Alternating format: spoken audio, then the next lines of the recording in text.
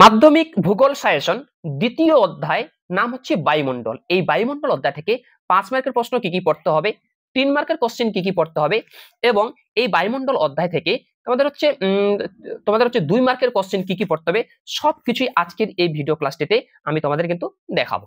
দেখো, প্রথমে চলে আসো বায়ুমণ্ডল অধ্যায় থেকে মাত্র কয়েকটি কোশ্চেন পড়ে গেলেই তোমরা কিন্তু কমন পেয়ে যাবে। 5 মার্কের কোশ্চেন আগে আমি দেখাই। দেখো, পৃথিবীর বায়ুমণ্ডলের উষ্ণতা বা তাপের তারতম্যের 5টি কারণ লেখো। দেখো, পরীক্ষা কিন্তু উষ্ণতা দিতে পারে কিংবা তাপের দিতে পারে, তাপ মানে তো উষ্ণতা, ঠিক আছে।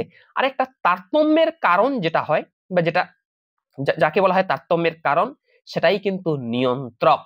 তাহলে প্রশ্নটা কিন্তু এই প্রশ্নটা 5 স্টার ইম্পর্টেন্ট, এই প্রশ্ন কিন্তু পরীক্ষায় থাকছেই। দ্বিতীয় কোশ্চেন পড়বে পৃথিবীর বায়ুমণ্ডলের চাপের তারতম্যের 5টি কারণ বা নিয়ন্ত্রকগুলি আলোচনা করো। এটা কিন্তু বায়ুমণ্ডলের চাপ, আর এটা কিন্তু বায়ুমণ্ডলের তাপ বা উষ্ণতা। মনে রাখবে কিন্তু এটারও তারতম্যের কারণ, এটারও তারতম্যের কারণ বা নিয়ন্ত্রক।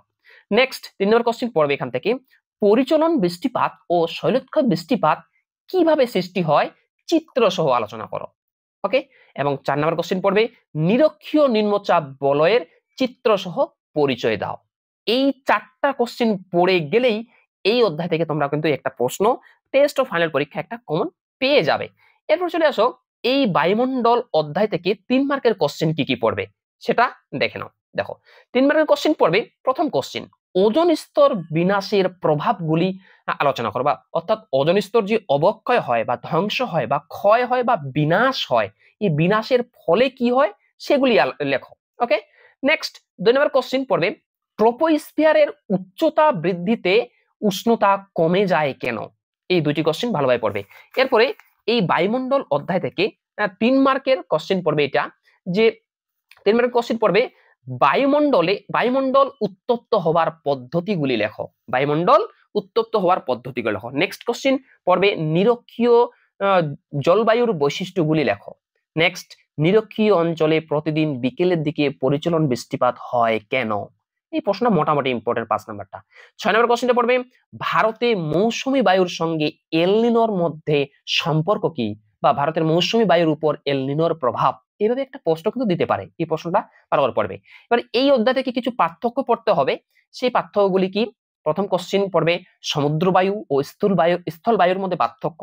দ্বিতীয় কোশ্চেন ক্রান্তীয় ঘূর্ণবাত ও নাতিশীতোষ্ণ ঘূর্ণবাতের মধ্যে পার্থক্য। তৃতীয় পার্থক্য পড়বে মৌসুমী জলবায়ু ও ভূমধ্যসাগরীয় জলবায়ুর মধ্যে পার্থক্য। ঠিক আছে, এই পার্থক্য পড়লে কিন্তু এগুলোর বৈশিষ্ট্য হয়ে যাবে। ওকে, বৈশিষ্ট্য আলাদা করে পড়তে হবে না।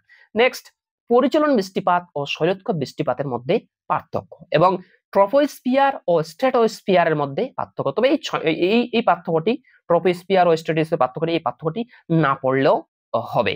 ঠিক আছে, এর আগের ভিডিও ক্লাসটিতে আমি তোমাদের এই যে প্রথম অধ্যায় বহির্জাত প্রক্রিয়া তার দ্বারা সৃষ্ট ভূমিরূপ, এই অধ্যায় থেকে প্রশ্নের সাজেশন আমি তোমাদের দেখিয়েছিলাম। তোমরা যারা এর আগের ভিডিও ক্লাসটি দেখোনি, এই ভিডিও ডেসক্রিপশনে লিংক দেওয়া আছে, সেখান থেকে তোমরা কিন্তু দেখে নেবে। আর এই ভিডিওটি যদি ভালো লাগে ভিডিওটি লাইক করো, এবং তোমরা যারা চ্যানেল নতুন এরকম অধ্যায় ভিত্তিক প্রশ্ন উত্তর সাজেশন পাওয়ার জন্য আমার চ্যানেল সাবস্ক্রাইব করো এবং পাশের বেল আইকনটি প্রেস করে অল বোতামটি ক্লিক করে দাও পরবর্তী ভিডিওর নোটিফিকেশন পাওয়ার জন্য। এরপরের ভিডিও ক্লাসটিতে আমি তোমাদের এই তৃতীয় অধ্যায় বায়ুমণ্ডল, এই বায়ুমণ্ডল অধ্যায় থেকে কি কি প্রশ্ন পড়তে হবে 5 মার্কের, কি কি 3 মার্কের এবং কি কি 2 মার্কের প্রশ্ন পড়তে হবে, সবকিছুই আমি স্টেপ বাই স্টেপ আমার চ্যানেলের মাধ্যমে তোমাদের দেখাবো।